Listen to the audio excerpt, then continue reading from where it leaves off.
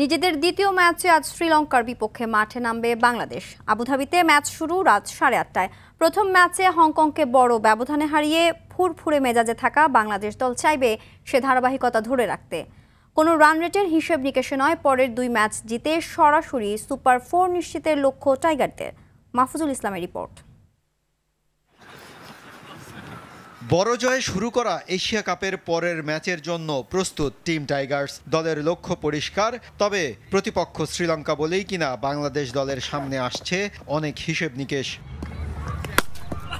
লঙ্কানদের বিপক্ষে টি-20-র জয় পরাজয়ের পরিসংখ্যানে খুব একটা ব্যবধান না থাকলেও বড় মঞ্চের চাপ সামলানোর কঠিন চ্যালেঞ্জ আছে লিটনের দলের। তবে সে স্নায়ু চাপকে পেছনে রেখে বাংলাদেশ দলের লক্ষ্য পরের দুই ম্যাচে জয় নিয়ে সুপার 4-এর সব হিসেব নিকেশ মিলিয়ে ফেলার।